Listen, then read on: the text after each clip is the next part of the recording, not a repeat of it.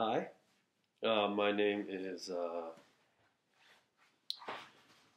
Shia, and today we're going to talk about confidence. Don't worry, I'm not naked. I have shorts on. I was putting on socks. Okay.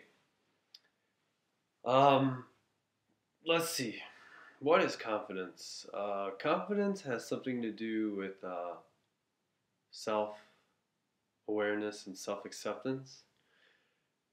Things that are have. I think confidence has everything to do with yourself. It doesn't have much to do with the world around you. And I think that's why a lot of people get confidence wrong, because they think it comes from things around them. And they spend their whole lives trying to become confident based on the things they've acquired and the things they've accomplished and the people that like them and the accolades which they've gathered. But the truth is, you don't really need much of that to be a confident person. In fact, confidence can just come from being self accepting and self loving. Really, that's all you need. You just gotta like yourself for who you are. And more than likely, from that basis of self liking, um, confidence will be born. So, there are many different explanations for confidence. Some people regard confidence as something which is your belief in the efficacy of your actions. That's a psychological term. In other words, your ability to produce a certain outcome, your ability to make something happen. For instance, this guy really thinks that he's great at talking to women and that he can get any woman to say yes. So some people would regard that as good confidence with women. Now you can view confidence in another way as well. You can view confidence as not being attached to outcome and just knowing that you're going to be fine either way. Whether you talk to that girl and she rejects you or if she doesn't, that really doesn't make any difference. It doesn't affect you in any way. So those are two classifications of confidence. One is outcome based and one is independent of outcome. And I like the one that's independent of outcome because I don't care how much you think you're yeah, right? I'm not going to swear, but I really want to, but it's not good to swear. Um,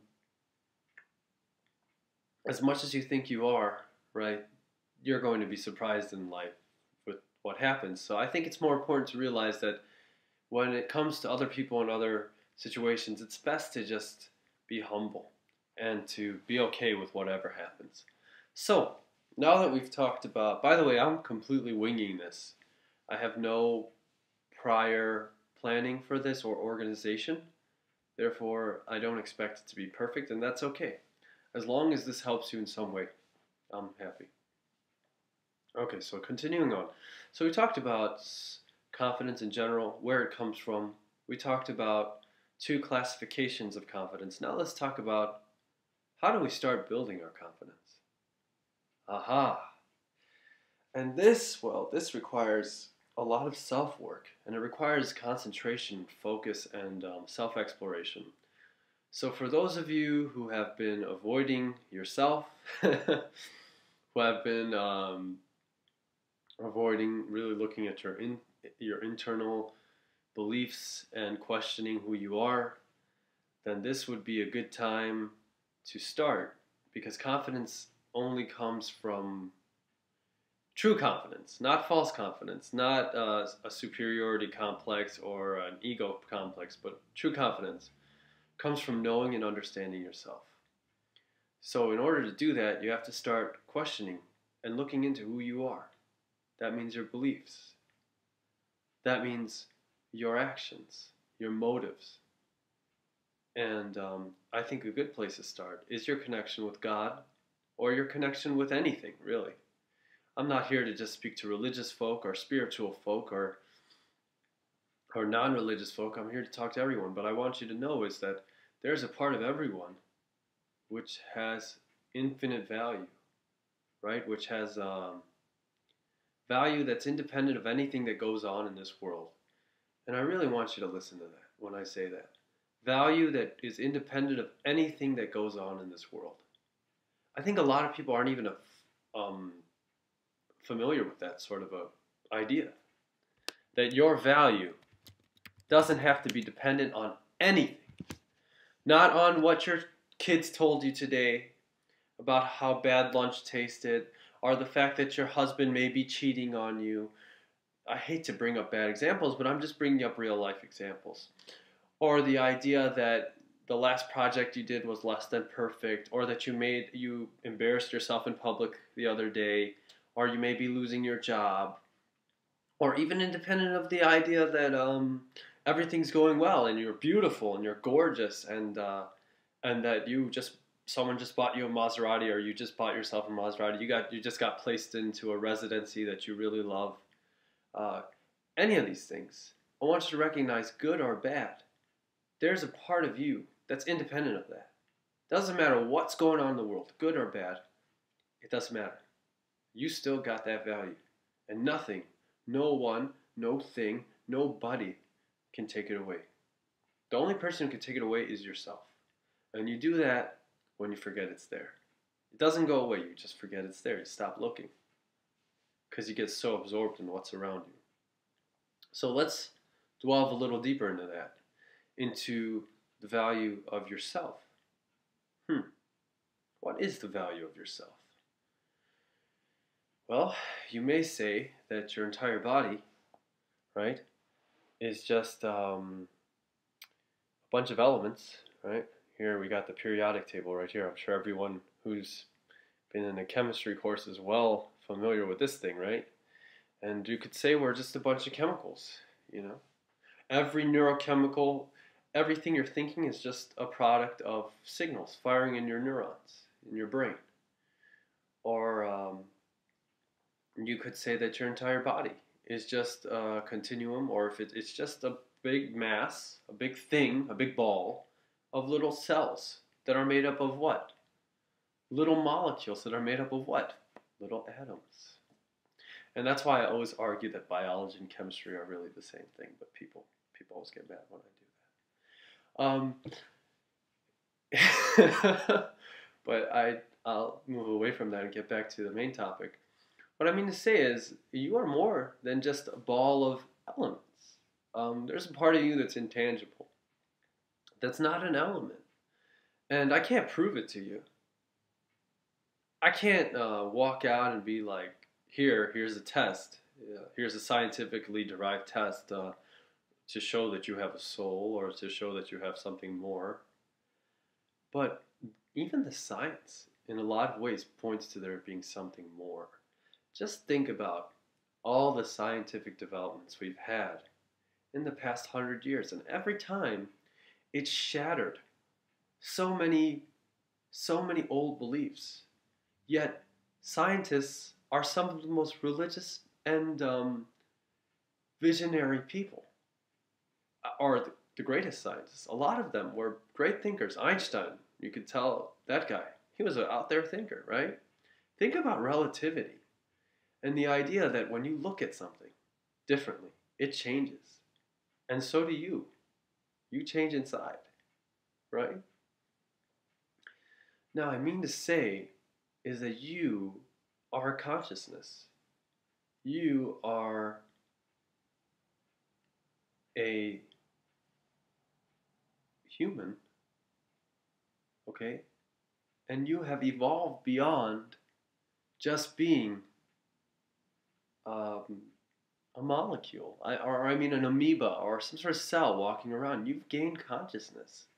Now, why you have and what's going on inside, I can't explain that to you. You got to figure that out for yourself. I've kind of figured it out for myself, but I'm not here to impose that on you.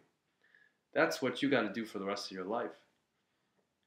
But what I mean to say is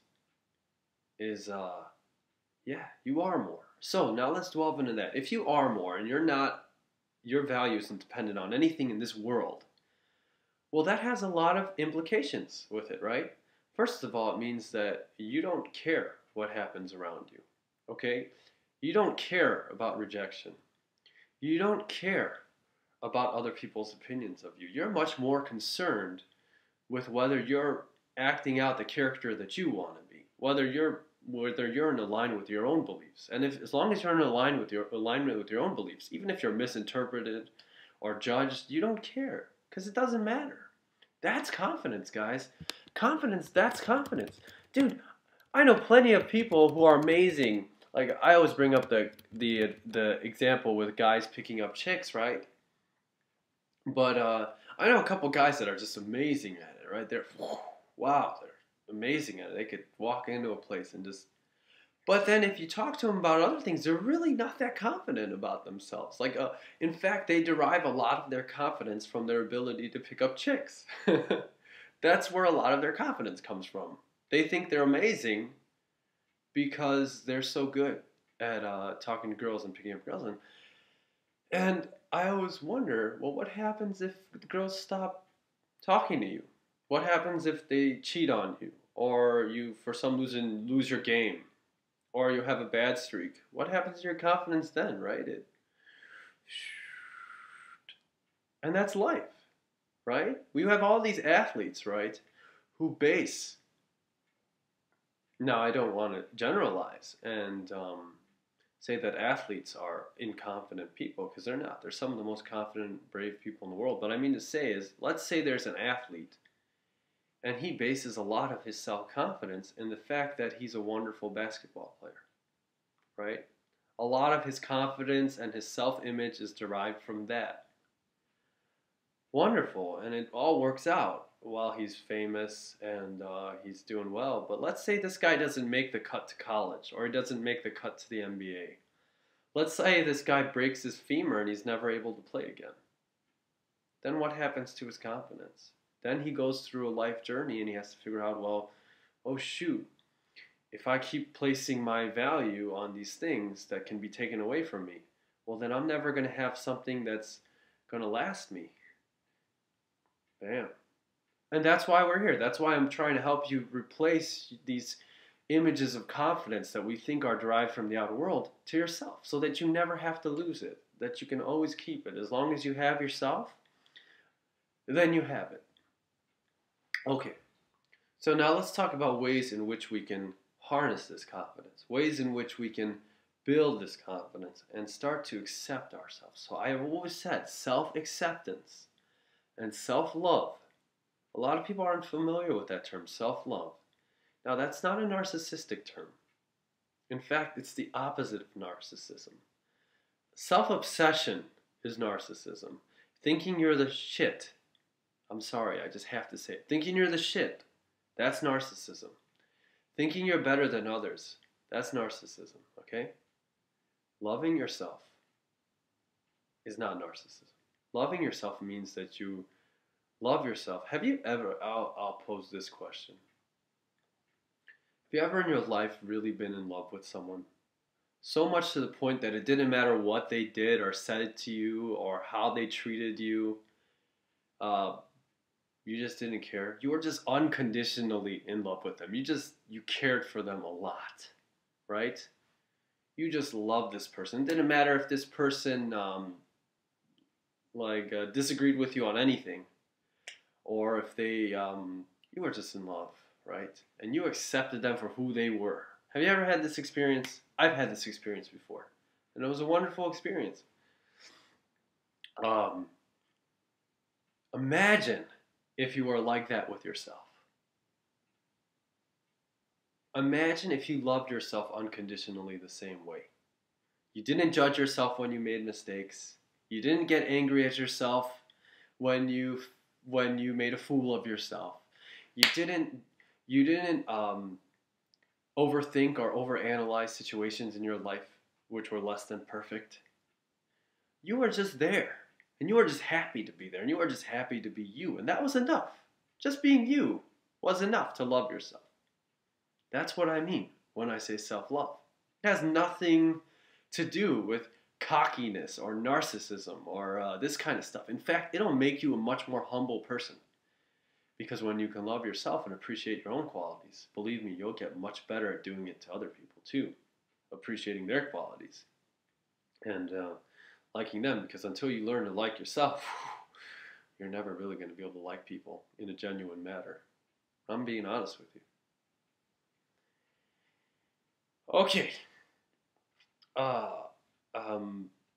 So, we were talking about that. Now, We were talking about methods of working on cultivating, and we talked. The first one was self-acceptance.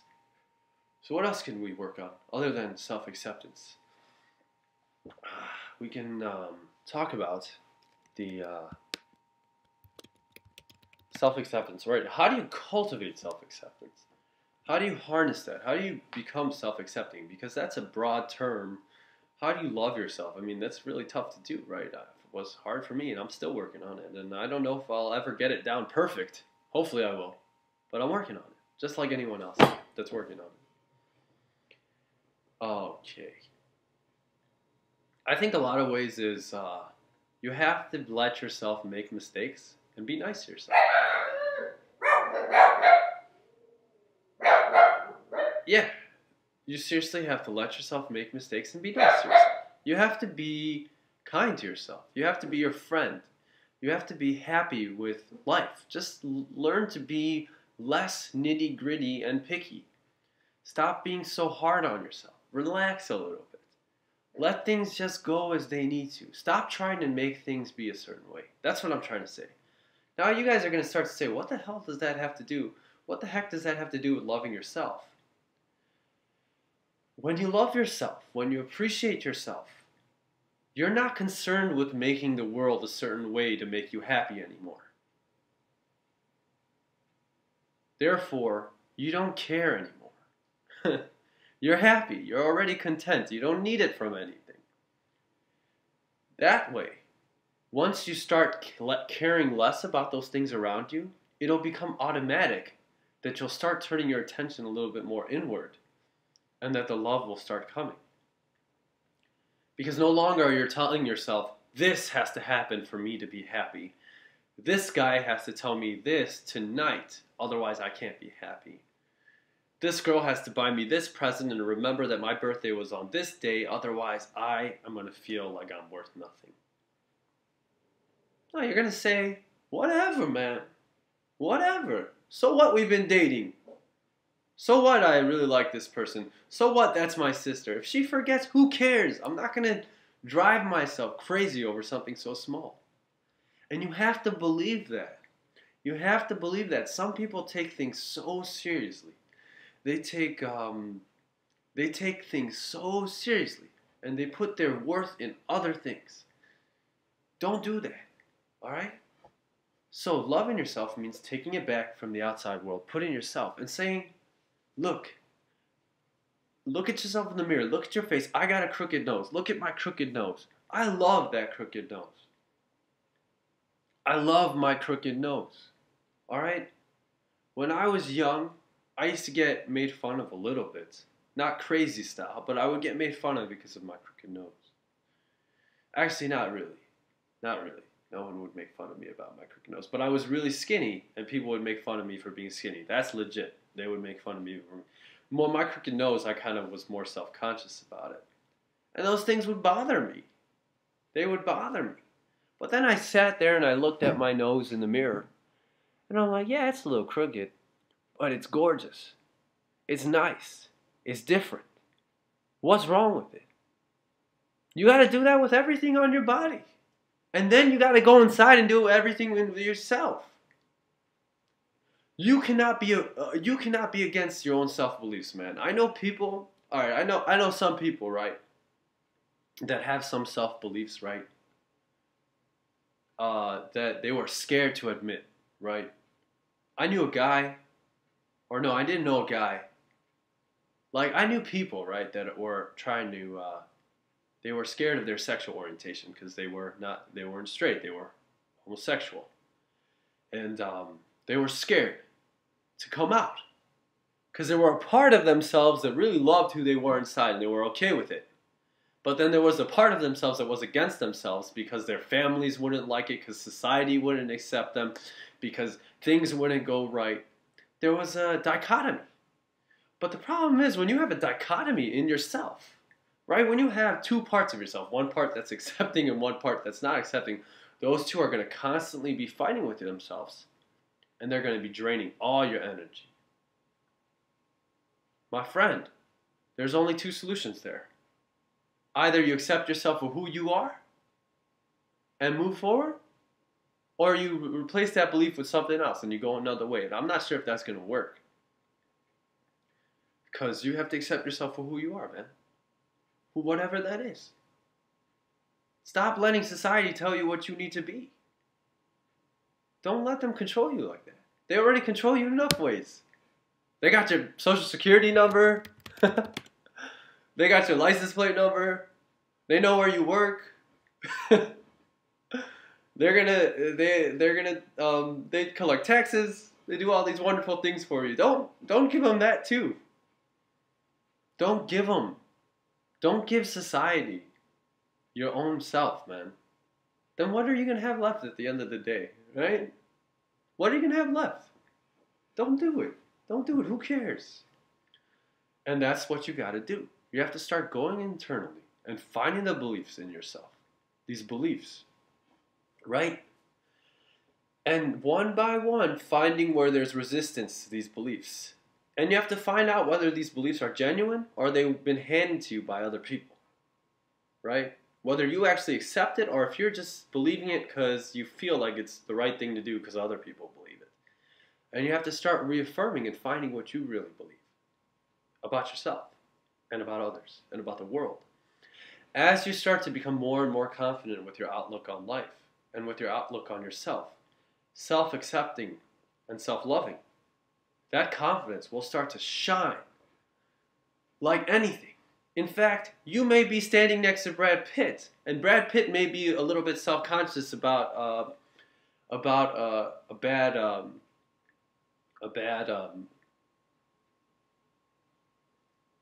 what do actors do? A monologue he just did because he was rehearsing.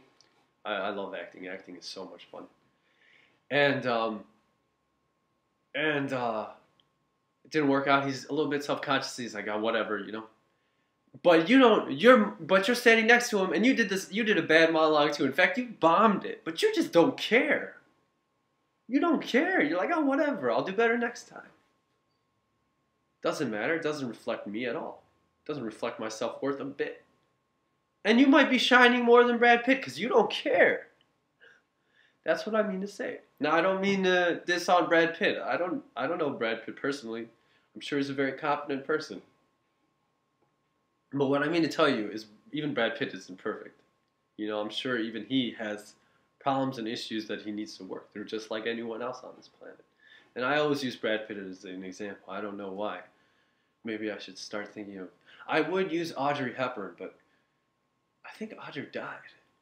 So it's like, what would Audrey Hepburn... It'd be weird to talk about someone who's dead. Okay, Audrey Hepburn was gorgeous, though. She was gorgeous. All right. She's beautiful. Okay, but now, continue. Yeah. So, another way to love yourself is meditation. When you get into a relaxed state, things click in your subconscious much easier. Studies have shown this. I have personally experienced this. It's a truth, man. When you sit down, you start listening to some slow, relaxing music. Anything that gets you into the zone. Even if it's house music. I don't care what it is. As long as it gets you into that relaxed mode where you're just kind of here. If it's Beethoven or if it's Skrillex, I don't care. Or if it's Shania Twain, I don't care either. You listen to it and you let it relax you. And then you start doing something called positive affirmations. In other words, you start saying words and phrases that you would like, new beliefs that you'd like to seed into your brain. Did anyone watch the film Inception with what's-his-face? Leonardo DiCaprio and the other guy, the guy from 500 Days of Summer. Jordan, something. I don't know. Jordan, something. All right, anyways, yeah, so... Do you remember when they would plant ideas into their minds? Well, I don't mean to make this into a sci-fi film, but what I mean to say is when you're in a dream state or when you start to get into a relaxed state, ideas implant into your mind a lot easier. So when you start listening to that relaxed music and then you start telling yourself the calm affirmations, maybe you'll say, I love myself. You'll say, I'm an awesome person. You'll say, I love other people unconditionally. You'll say, good things are going to happen to me. Whatever you're going to say. It's going to click, and you're going to feel it a lot more if you do it in a relaxed state. And I recommend that for you. Go do some positive affirmations. And meditate.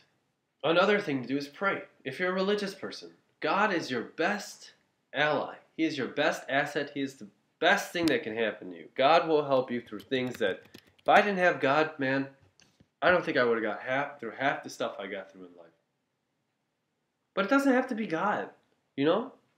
What I mean to say is, even if you're not, but I'm sticking to the religious. So if you're religious and you pray, that's a wonderful asset. Use it. Use it. Use it. Use your relationship with God to help you. Because if you read any of the scriptures, if you read, I've read a lot of the scriptures. I've read the Quran and the Bible, and I read some of the Old Testament. I know the Bible has both, but New and Old. But I read some of the Old Testament. I read the Gospels. I read stuff about, old ancient Chinese religions, Buddhism. I have Tibetan friends. I've done a lot of religious research. And what I've found is that, in my opinion, all these things are very real, very true, very honest. And in a way, the central message of a lot of these religions is that you have to surrender yourself to something that's bigger than yourself, something that's greater than you are, and that when you let go, when you turn over the burden, life becomes so much easier. So what I mean to say is, if you're religious, by all means, yeah. Now another mode that you can use is we talked about positive affirmations, we talked about prayer, we talked about meditation. You can also try doing new and exciting things. I'm telling you, nothing works better for self-acceptance than overcoming fears. Because let me tell you something about fears, what fears do to you. Fears turn you into this... Do you know what degrees of freedom are? If anyone's ever taken a statistics course, the degrees of freedom is the amount of, it's kind of, the more degrees of freedom you have, the more ability you have to discern something statistically. In other words, the more ability you have to say whether the judgment you're making is correct or wrong. It's like a freedom, really, freedom to make a decision. Now, what would be a degree? What I like to think of is all your fears take away from your degrees of freedom. The more you're afraid of things, the more you box yourself into a corner and try the same old routine and habits every day, and you avoid new things because you don't know what's going to happen, the more you lose out on life and the less confident you are. Fears feed on your confidence. And that's why it's so paramount, why it's so important, why it's so really a big deal to get beyond these fears. And to just look at them in the face and realize how stupid they are. Let me tell you about one of my fears, all right? I used to be really scared of the dark, right? I used to be terrified of the dark. It was because when I was growing up, my sisters would do, they'd scare me and stuff and whatever. And sometimes they'd, do that Bloody Mary stuff and whatever. They'd play the Ouija board and that stupid stuff that girls did when they were young. And they freaking traumatized me to the point that I was terrified of the dark. So what I do, I went by myself and I sat underneath a pitch black, dark corridor in the basement for 20 minutes. No, sorry. No, it was much shorter than 20 minutes. It felt like 20 minutes, but for 5 minutes. And I closed my eyes and I said, I'm not going to be scared of this. There's no reason to be afraid of this. And I sat there and I sat there. And I sat there, and then I'm like, why was I scared of this? And now, I never even think about it anymore. But when I was young, that used to scare me so much until I faced it. Another thing that I used to be scared of was I was terrified of approaching women.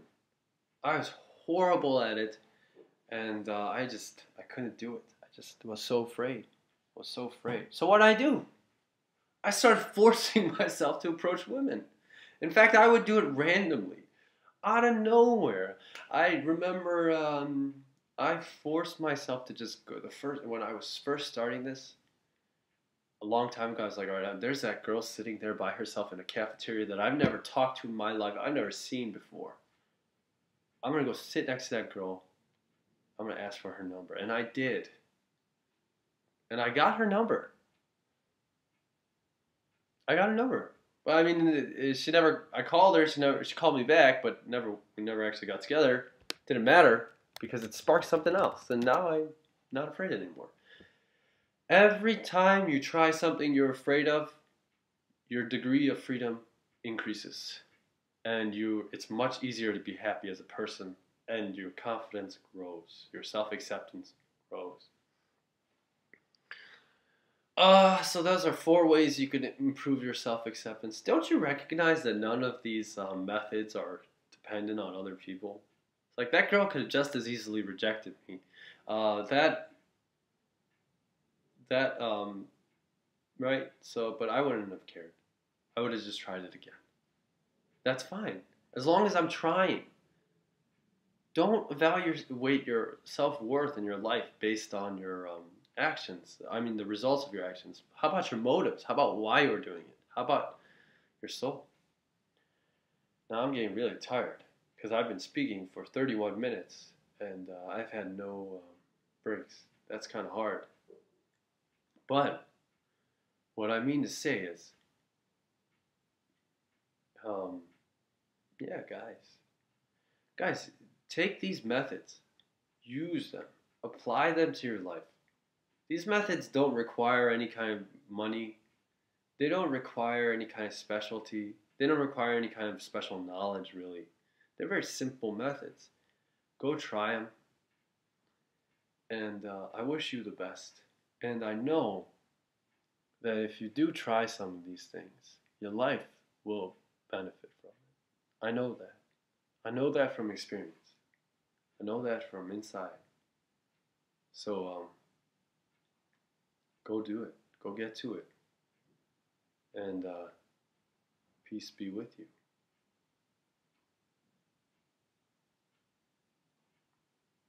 Peace.